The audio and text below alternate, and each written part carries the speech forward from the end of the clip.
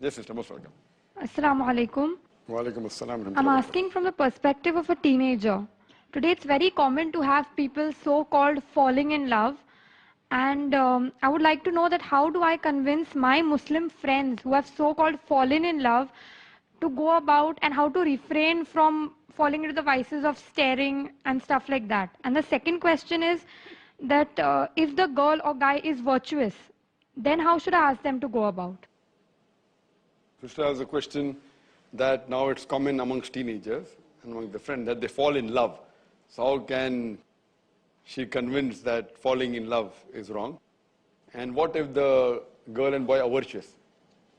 Correct? That's the question. Yeah, I mean, if the girl likes the guy and the guy is virtuous, or the guy likes the girl and the girl is virtuous. Without haram activity, that is telling or anything like that. Just liking the girl for her character, modesty and stuff like that. First thing that normally when teenagers fall in love, normal style, so how can we convince it's wrong?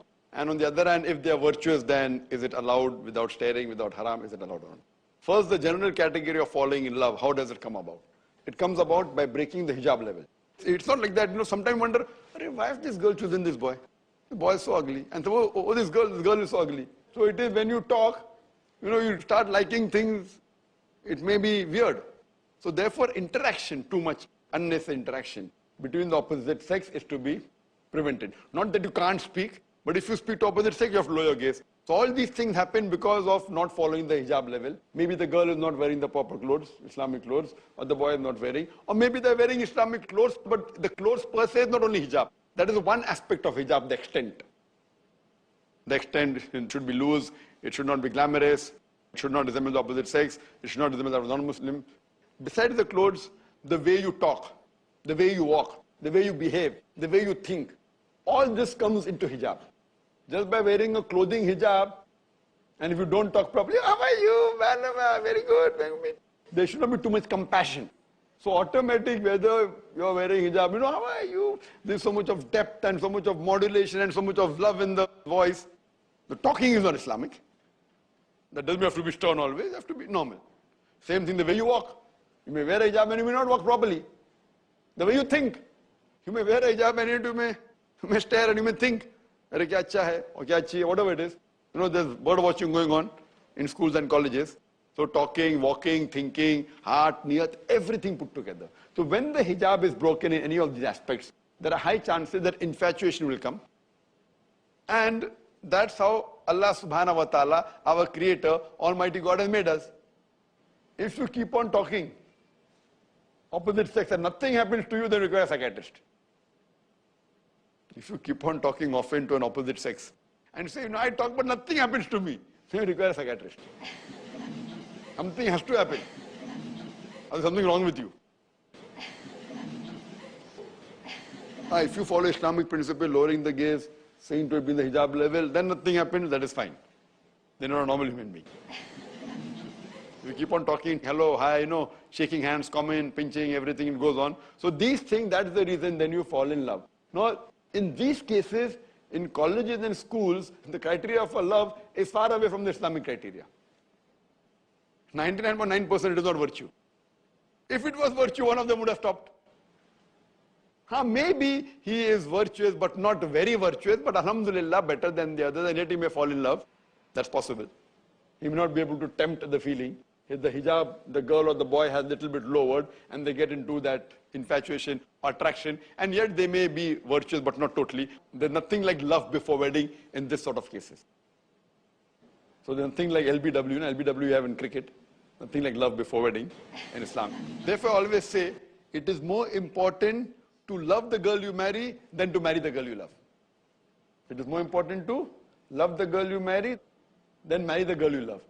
We have these Romeo and Juliet, Laila, Majnu, Shiri, Farad. And people say that if Laila, Majnu or Romeo, Juliet would have married, would have come to know what is the problem they would have had in married life. So it's always more important to love the girl you marry than to marry the girl you love.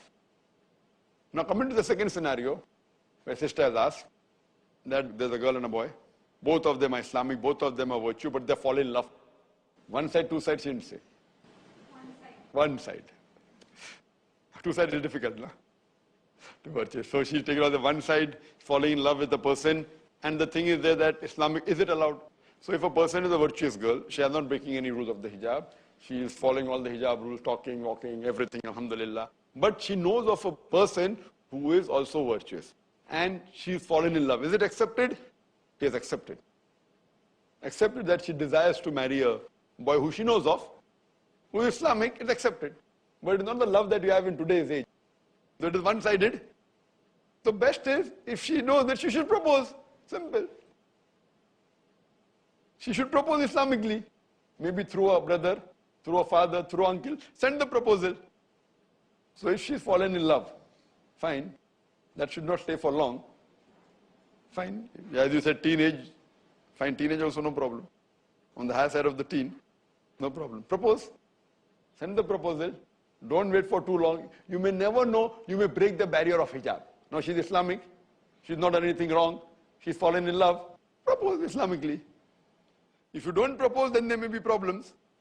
You may not be able to maintain your hijab level. So she sends the proposal, and then if she's also Islamic, and he also wants Islamic girl, everything goes fine. If it doesn't, then leave it to Allah subhanahu wa ta'ala. Then if she's Islamic and if he has rejected her, then she should try and find someone who's more Islamic or less Islamic who likes her. So Islamically, if she likes someone on the basis of Quran and Sunnah, because he is virtuous, no problem, accept it. She has not breaking law of the Sharia. She should send the proposal as soon as possible. Don't wait. Send the proposal Islamically. Then we can have a meeting, have a talk, have a chat. If he accepts, alhamdulillah. If he doesn't accept, no problem. She finds someone else and he finds someone else. Hope that's the question.